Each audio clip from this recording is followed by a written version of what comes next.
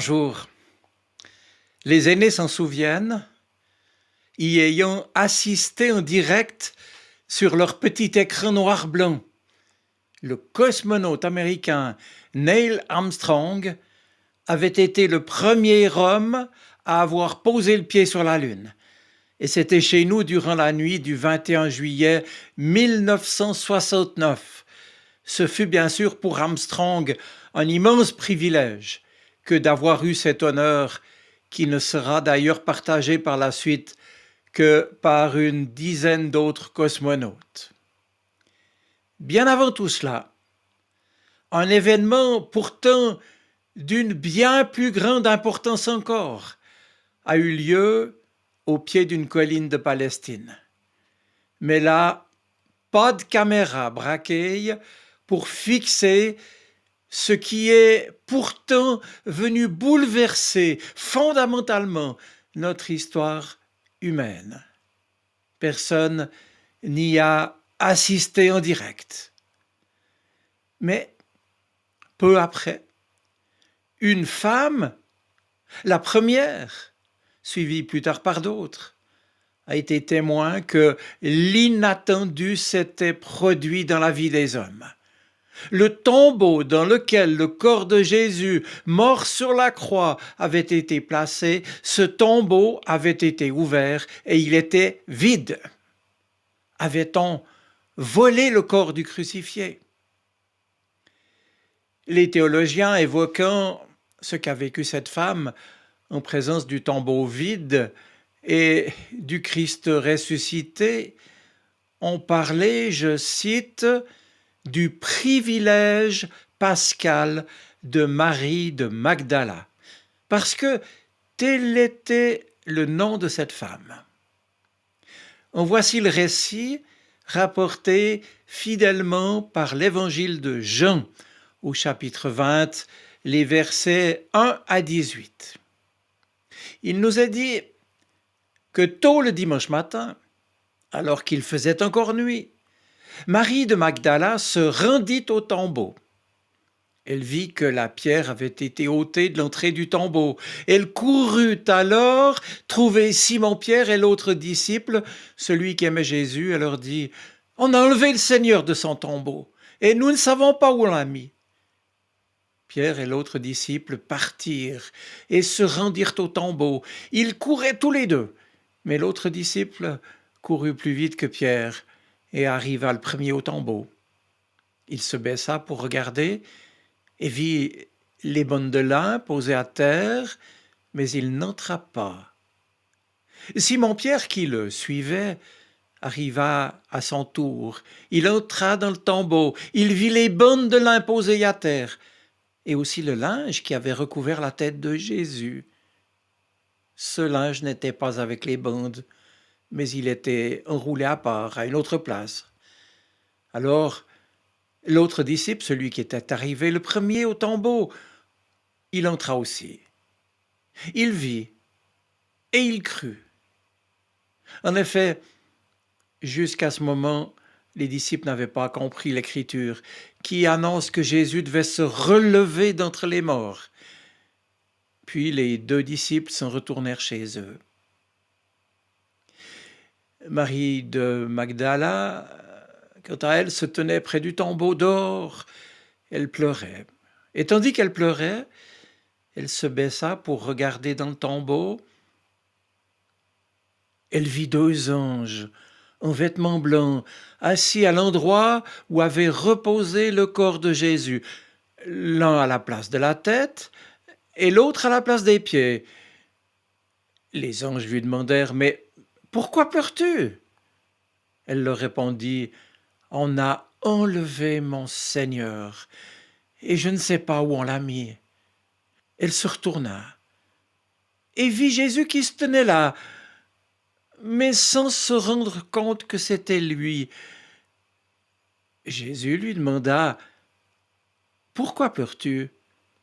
Qui cherches-tu » Marie pensa que c'était le jardinier, et c'est pourquoi elle lui dit, « Si c'est toi qui l'as emporté, dis-moi où tu l'as mis, et j'irai le reprendre. » Et Jésus lui dit, « Marie.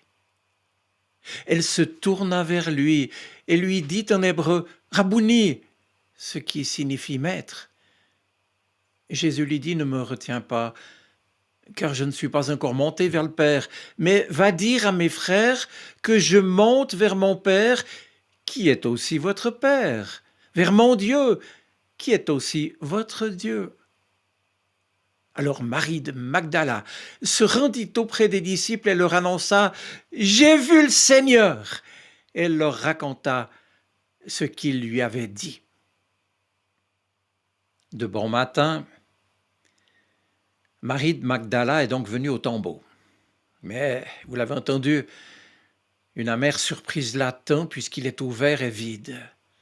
Et aussitôt, une peur, une angoisse a étreint son cœur. 1000 questions, 1000 soupçons l'assaillent.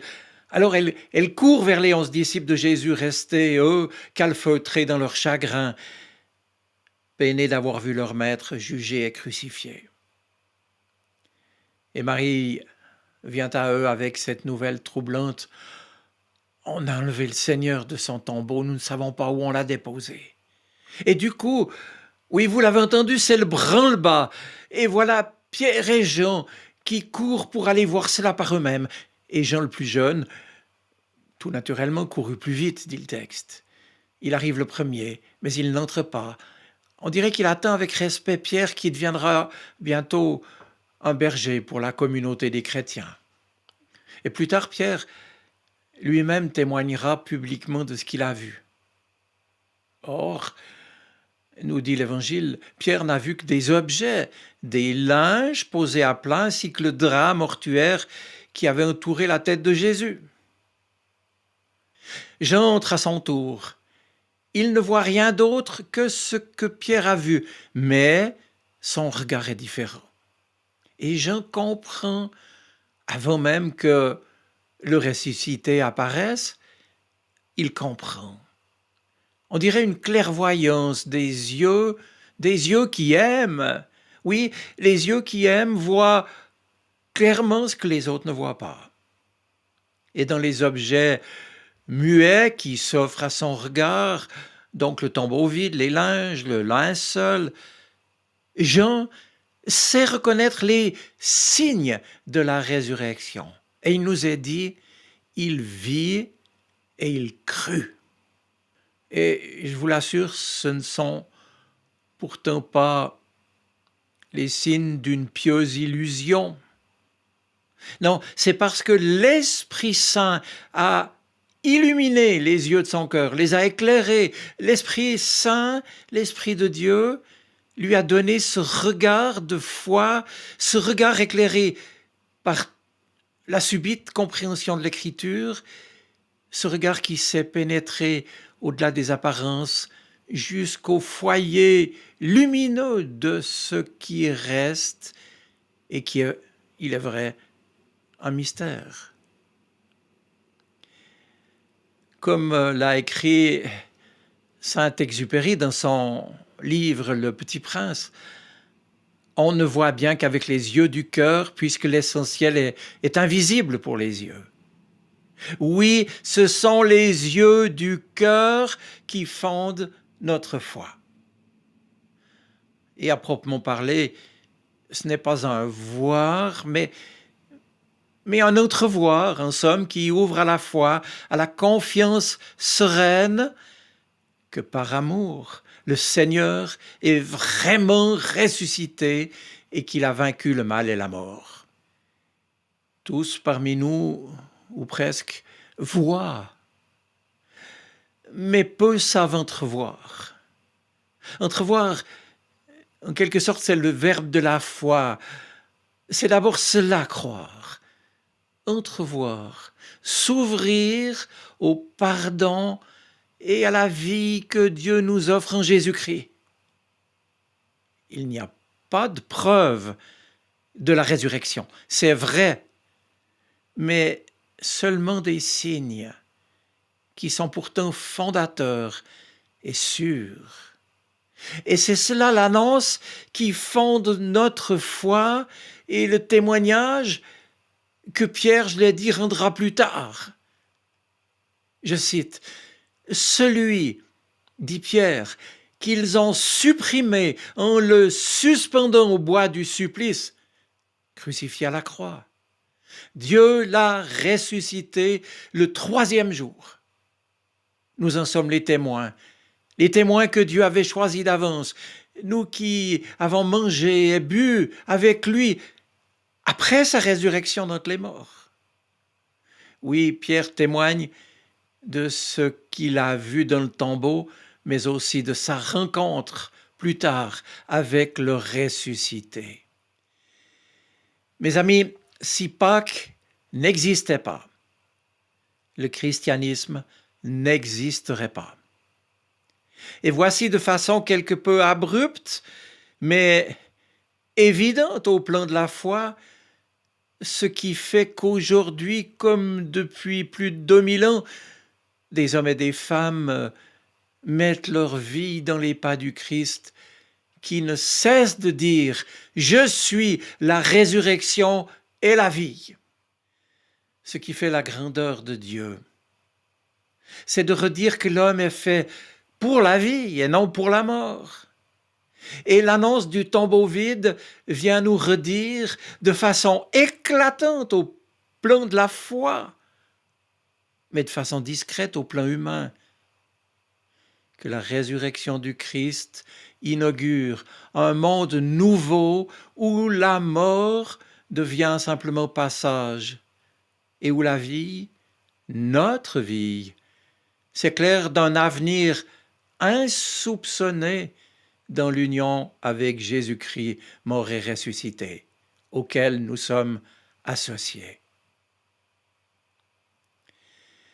Elles sont nombreuses sur le marché spirituel de notre temps, les réflexions et les propositions qui concernent l'au-delà.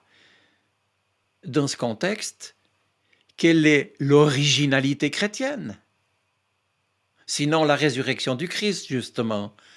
Et je veux ici partager la foi des chrétiens du monde entier qui redisent avec toute la force de l'Évangile, je le rappelle, qui veut dire bonne nouvelle, redire que c'est la résurrection du Christ qui est au fondement et au cœur de notre espérance chrétienne. Mais il me faut ici proclamer aussi que le ressuscité est bien le même que le crucifié. Et c'est ici pour nous un très grand mystère. Je redis ce mot. Oui, pourquoi faut-il que la fête de Pâques ne fasse pas l'économie de la douleur de Vendredi Saint? Pourquoi pas la résurrection sans la croix? Personne n'a de réponse, sinon de poser une fois encore notre regard vers le Christ et sur son chemin qui a dû aller jusqu'à l'extrême de l'amour, fût-ce au prix de la souffrance et de la mort, pour que s'ouvre enfin la brèche de la résurrection, pour qu'enfin nous puissions bénéficier du pardon et de la vie nouvelle que Dieu de toute éternité a voulu pour nous. Et nous voici, avec la croix et la résurrection, au carrefour de l'humain et du divin, là où la résurrection du Christ vient éclairer notre quotidien et désormais lui donner sens et saveur. Aujourd'hui, la mort et la résurrection, le chemin du Christ peut devenir notre chemin à chacun. C'est son chemin de croix qui devient pour nous un chemin de foi et un chemin de joie. Mais il a fallu la mort du Vendredi Saint, ce que Jésus expliquera à ses disciples en marche de Jérusalem à Emmaüs le soir même de Pâques. Il a fallu la mort du Vendredi Saint et le silence du Samedi Saint pour que s'ouvre enfin et jusqu'au cœur même du tombeau où on l'avait déposé, la lumière de la résurrection. La vie n'a de prix que parce que l'amour a du prix. Et ce prix est inestimable, car, comme le disait déjà ce grand chrétien et théologien du Moyen Âge que fut Bernard de Clairvaux, je cite, la mesure de l'amour, c'est d'aimer sans mesure. La résurrection, c'est en quelque sorte le débordement de vie et le surcroît de l'amour à profusion. Non pas seulement pour demain, dans l'au-delà, mais pour l'aujourd'hui que nous pouvons vivre, dans tout ce qui fait notre quotidien, malgré encore ce que nous pouvons éprouver. Cela dit, pour notre Dieu, rien justement de ce que nous vivons ne peut lui être étranger. Et pour nous, vivre en ressuscité, c'est aussi témoigner aux autres, à notre tour, et là où Dieu nous a placés, qu'ils peuvent alors eux aussi marcher vers la lumière. Et puis c'est dire que nous sommes enfants de Dieu et que Dieu nous veut près de lui pour toujours. Bonne nouvelle de l'amour du Christ offert à chacun. Oui, je termine. La bonne nouvelle de la résurrection, c'est que Dieu n'est pas du côté du mal, de la souffrance et de la mort. Il est du côté de la vie, du côté des vivants. Et si nous sommes aujourd'hui atteints par la maladie, la souffrance, le vieillissement, la solitude, comprenons que tout cela ne vient pas de Dieu, car un Dieu d'amour ne peut être que du côté de la vie. Et cela change tout pour nous. Et dans notre lutte contre les forces du mal, nous voilà assurés de gagner par lui, avec lui. Dans le fait de la résurrection, les disciples, hommes et femmes, nous trouvons une assurance formidable pour vivre notre propre vie. Avec eux, témoins de la résurrection, nous voilà prêts à affronter les souffrances et même la mort, plutôt que de renier notre foi.